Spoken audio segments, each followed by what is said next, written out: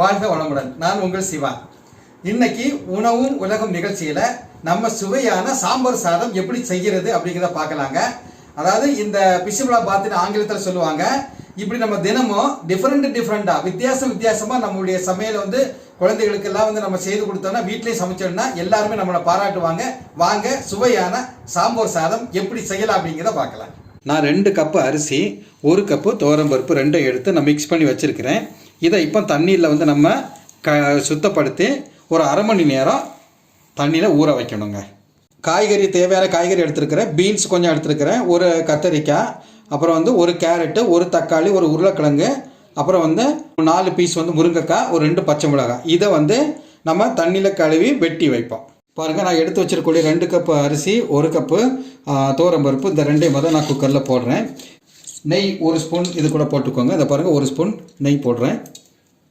நெய் 1 ஸ்பூன் வந்து நம்ம போட்டாச்சு. பூண்டு எடுத்து போடணுங்க.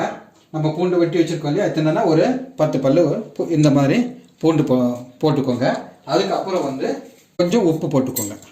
சரிங்களா? உப்பு போட்டு இப்போ நம்ம வந்து மொத்தம் 2 கப்பு அரிசி, 1 கப்பு துவரம்பருப்பு, அதனால் 6 கப்பு நம்ம வந்து தண்ணீர் விடுறோம். இப்போ இதை வந்து குக்கரில் மூடி 3 விசில் வரக்கூடிய அளவுக்கு நம்ம அடுப்பில் வச்சு முதல்ல எடுப்போம். இப்போ வந்து இந்த காய்கறியெல்லாம் வதக்கணும். அதுக்கு இப்போ நான் கொஞ்சம் நல்லெண்ணெய் விடுறேன், ஒரு 4 ஸ்பூன். பாருங்கள், இப்போ எண்ணெய் காஞ்சிடுச்சு. நான் கொஞ்சம் கடுகு அதில் போடுறேங்க. கடுகு நல்லா வெடித்து வருது. இப்போ வந்து நம்ம கருவேப்பிலையை போடுவோம். கருவேப்பிலையை போட்ட உடனே என்ன பண்ணணும்னா, இந்த வத்தலை வந்து காஞ்ச மிளகாய், ஒரு 2 காஞ்ச மிளகாயும் நீங்கள் வந்து இந்த மாதிரி பிச்சு அதில் போட்டுருங்க. அதில் வதக்கியாச்சு. சின்ன வெங்காயத்தை நம்ம அதில் போடுறோங்க. பாருங்கள், நம்ம வெட்டி வச்சுருக்கக்கூடிய சின்ன வெங்காயத்தை நம்ம அதில் போடுறோம். இந்த சின்ன வெங்காயத்தை போட்டு 1 நிமிஷம் லேசாக நம்ம வதக்கிக்கலாங்க. பாருங்கள், இப்போ அந்த சின்ன வெங்காயம் கொஞ்சம் வதங்கிடுச்சு. இப்போ நம்ம வந்து வெட்டி வச்சுருக்கக்கூடிய இந்த கேரட்டு, முருங்கைக்காய், உருளைக்கிழங்கு, 2 பச்சை மிளகாய், அப்புறம் இந்த பீன்ஸு, அதுக்கடுத்தது வந்து கத்திரிக்காய், அப்புறம் வந்து தக்காளி, இவ்வளோத்தையும் போட்டு நம்ம கொஞ்சம் நல்லா வதக்கணுங்க. நல்லா வதங்கி வரணும். இப்போ நம்ம வதக்குவோம். பாருங்கள், இப்போ நான் வந்து இந்த காய்கறி வேகிறதுக்கு கொஞ்சம் எண்ணெயில் வதங்கின அப்புறம் கொஞ்சம் தண்ணி விட்டுறேன். லேசாக வதக்கினா போதும், ரொம்ப எண்ணெயில் வதக்கணும்னு வேணாம். காய்கறியை லேசாக வதக்கினாலே போதும். இப்போ லேசாக கிளறி விட்டுட்டு நம்ம 1 ஸ்பூன் வந்து ஒரு 1.5 ஸ்பூன் வந்து வத்தல் பொடி போட்டுருவாங்க. 1 ஸ்பூன் அளவுக்கு வந்து மல்லிப்பொடி போட்டிருக்கோங்க. 1.5 ஸ்பூன் வந்து சாம்பார் பொடி போடுவாங்க. நான் சின்ன ஸ்பூனால் 2 போடுறேன். பாருங்கள், இதில் கொஞ்சம் உப்பு நம்ம போட்டு நல்லா கலக்கி விட்டுட்டு ஒரு 10 நிமிஷம் அப்படியே நம்ம வேக விட்டுருவோம்.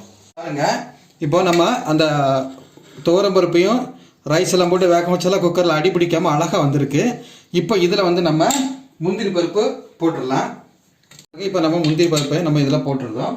அதுக்கு அடுத்தது வந்து நம்ம வந்து தனியாக காய்கறிலாம் போட்டு வேக வச்சோம் இல்லையா, அந்த இதையும் வந்து நம்ம இப்போ இதில் போட்டு மிக்ஸ் பண்ணுவோம்.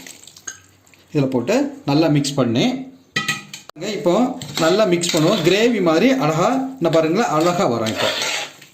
இப்போ கடைசியில் வந்து நம்ம கொத்தமல்லி கீரையை வந்து நம்ம போட்டால் இது ரெடி ஆகிடும். இது நம்ம வந்து டெய்லி வந்து ஒரே மாதிரி சமையல் பண்ணாமல் இப்படி வெரைட்டி நம்ம குழந்தைகளுக்கெல்லாம் சமையல் பண்ணி கொடுத்தாச்சுன்னா அவங்க நல்லா விரும்பி சாப்பிடுவாங்கங்க. இது அழகாக வந்திருக்குது. இப்போ இதில் வந்து ஒரு அப்பளமும் சைடில் பொரிச்சு வச்சாச்சுன்னா அது சாப்பிட்றதுக்கு காம்பினேஷன் வந்து ரொம்ப நல்லா இருக்குங்க. இப்போ கடைசியில் வந்து நம்ம கொத்தமல்லி கீரையை போடுவோம். வாரத்துக்கு வந்து இப்படி நம்ம வந்து உணவு உலகம் நிகழ்ச்சியில் போடக்கூடிய ஒவ்வொரு டிஷ்ஷையும் நீங்கள் வந்து ஒவ்வொரு நாளும் செய்து கொடுத்தாலே வெரைட்டியாக இருக்குங்க. பாருங்க, இப்போ சாம்பார் சாதத்தை நம்ம வந்து ஒரு பவுலில் எடுத்து வச்சிருக்கிறோம். அதுக்கு வந்து காம்பினேஷன் வந்து அப்பளம் ரொம்ப நல்லா இருக்கும். இதை வந்து நம்ம வாரத்துக்கு ஒரு நாள் வந்து குழந்தைகளுக்கு இப்படி செய்து கொடுத்தா ரொம்ப விரும்பி சாப்பிடுவாங்கங்க. சுவையான சாம்பார் சாதம் பிசுபலா பாத்து எப்படி செய்யலாம் அப்படிங்கிறத நீங்கள் பார்த்தீங்க. எங்களுடைய சேனல் உங்களுக்கு பிடித்திருக்கும் என்று நாங்கள் நம்புகிறோம். எங்களுடைய சேனலை சப்ஸ்கிரைப் செய்து லைக்ஸ் கொடுங்கள். நாங்கள் போடக்கூடிய ஒவ்வொரு வீடியோவும் உங்களை வந்து சேரும். நன்றி, வணக்கம்.